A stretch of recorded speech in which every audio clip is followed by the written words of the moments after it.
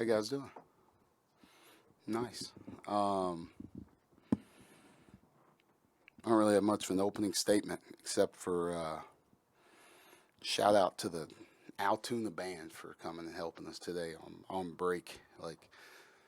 It's a hard game to schedule. Everybody's rolling out of town for Christmas and everything else. So I was actually getting ready to come down to the locker room and saw 3 buses pull up with the band getting off, and they all got Penn State gear on and everything else. So shout out to Altoona band. Appreciate you guys for being here for us. Mike, do you have any update on Seth Lundy? And either way, how do you feel like the team responded to seeing someone like that go down? Yeah, I don't. I didn't. Justin just said he's out for the rest of the game. That's all he told me as I was walking out to halftime yet. I haven't had a chance to talk to him or Doc or anything else.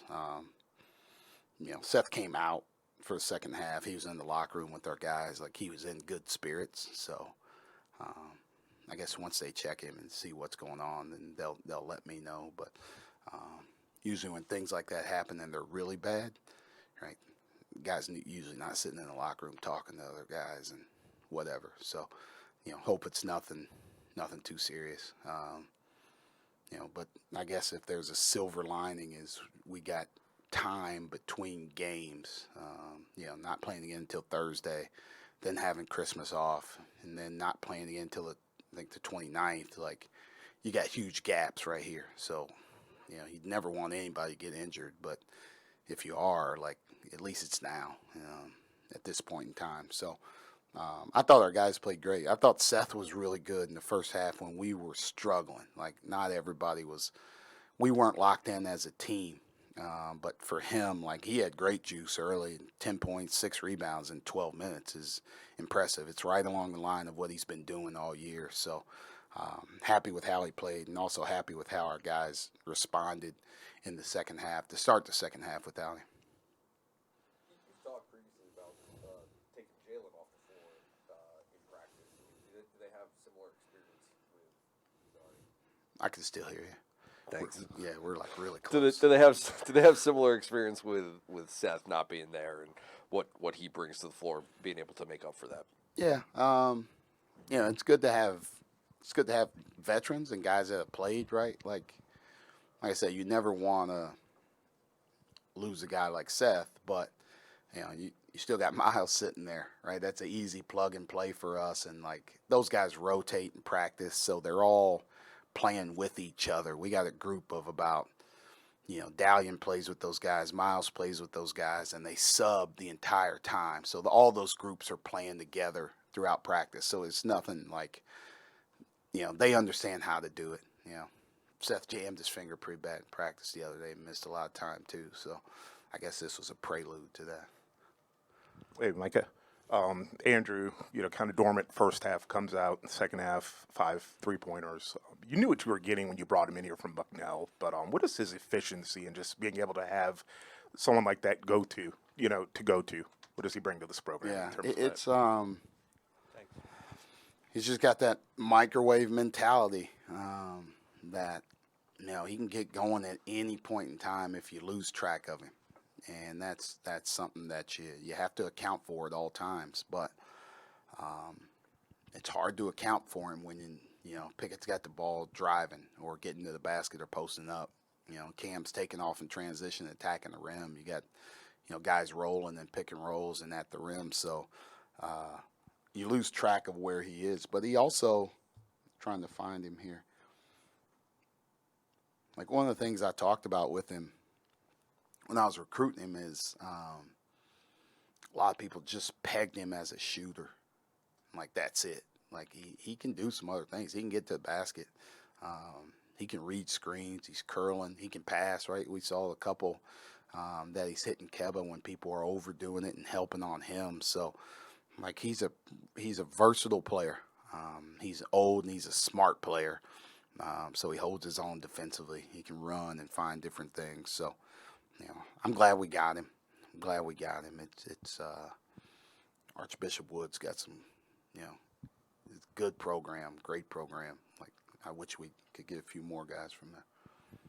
Micah, you were able to get a lot of guys, a lot of playing time in the second half. How important is that for number one, your freshmen, and number two, your scout team guys who work hard and we rarely see them? Yeah, they earn it. Those guys at the end, Dan and Andy, and like I can't say stuff to Dan about like how like he's guarding a flare screen at the end of the game when he never gets a chance to guard it in practice, right?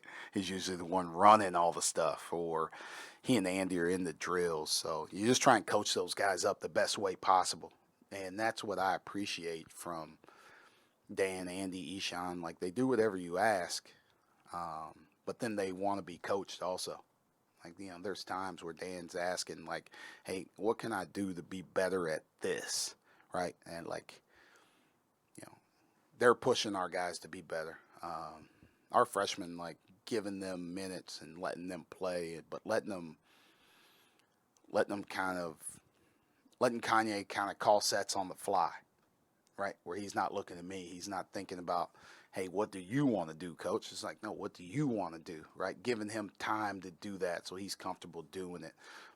Letting those guys read the defense and now do it. Things that we worked on in practice, doing it in game action. And I thought they did a good job. Jameel reading the flares, how they were guarding them. Kanye attacking the rim, waiting on screens. Meech, working to try and set it at a better angle. Keba, all those guys. So it's good to get them those minutes and let them play together. And it's fun. They earn it too because they push those guys in practice like every single day and make it really hard on them, make it really competitive.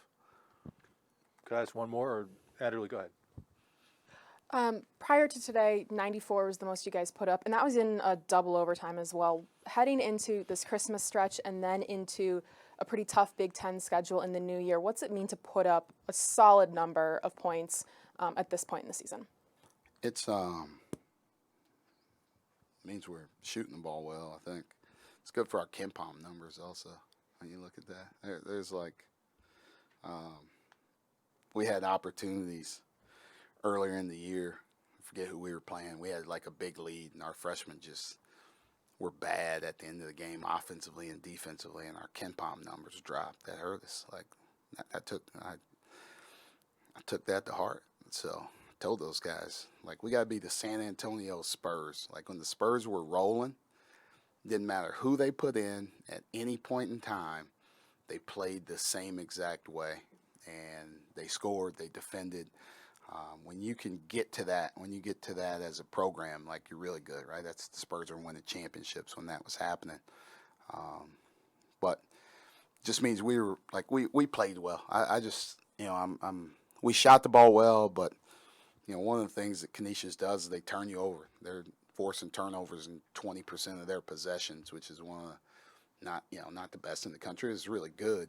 And we had 3 turnovers today. Like if we get attempts, we're gonna make a good amount. So that's what I'm most proud of with our guys. So only turn the ball over 3 times, you shoot 58%, you're gonna win a lot of the games.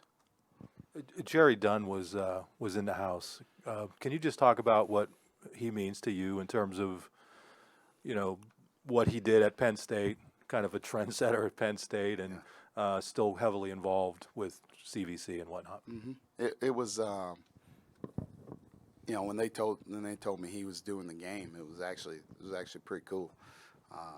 He came in yesterday, so he was at practice.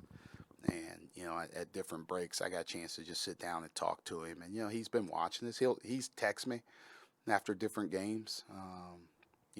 Same like, he, Coach Parkhill, exchanged texts with Coach DeChellis. They had beat Towson. They beat Towson the other day, and he and I were texting right after Illinois. He had texted me about Illinois. I texted him about Towson. Just learning the history of this place. I didn't know. I had to ask Steve Jones. I knew about. I knew who Coach Dunn was, right? And about I watched Big Ten Classic. They won at Iowa, and I was watching that game with Calvin and those guys. And then I know about the Sweet 16 and that. I didn't know that he was here as an assistant, 1983 all the way through. I had no idea. But those are things that's cool to me. He grew up here. He's a huge part of this, and to have him back was special. And he talked to our guys after practice and talked about his experiences here, but talked about our team and what he sees. And he challenged us to try and accomplish with some of his teams what they accomplished. Just real quick, Micah, where is Dalian in the equation right now compared to where you thought he might be at this time in the year? Because it seems like he was poised to be a bigger part of the offense and is maybe sort of fallen down the shuffle a little bit. Is that just a matter of – what is that a matter of? Yeah, it just kind of timing. I still believe in him and trust him and think he can still help us. He had some stuff going on before Illinois. That's why he didn't get in. Nothing I can really get into. Nothing medical. It just, it wasn't. I didn't want to push it. Finals, I think, is kind of taking his toll and everything else. And I got him in early. I was going to get him in the same exact way in the second half. Those guys went on a run, and I kept telling him hey, I can't.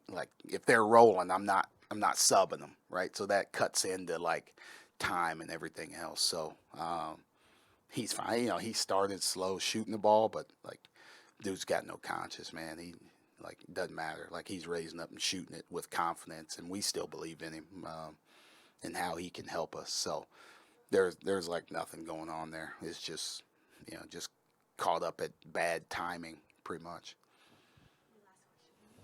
Just you had mentioned wanting to get Jamil some time. He hadn't really had this much extended run. What do you think of how he played tonight? Yeah, he does really good things offensively for us. He's smart. He knows how to play.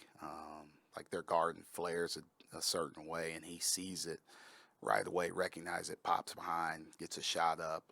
He can shoot the basketball. He can pass it. He can go off the dribble. You just got to get him caught up defensively where, where you can you put him in and it's all right, I know, what you're doing. He knows exactly what he's doing. So all those freshmen are the same way. It's December the 18th, right? I wish we were further along.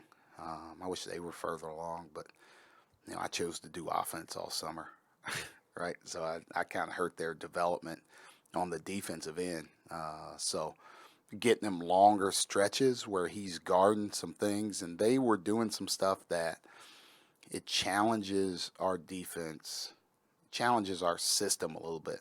Right? They do some other different cross-screen actions and some things that are unorthodox that you don't guard them a normal way, right? So in the middle of trying to learn how we do it normally, now you got to switch for 2 days and guard something a different way, right? That's when their knowledge will start to increase as they know, okay, oh yeah, I remember, we're playing Rutgers, and they're oh yeah, I remember this action from the Canisius game. This is how we should guard it, right?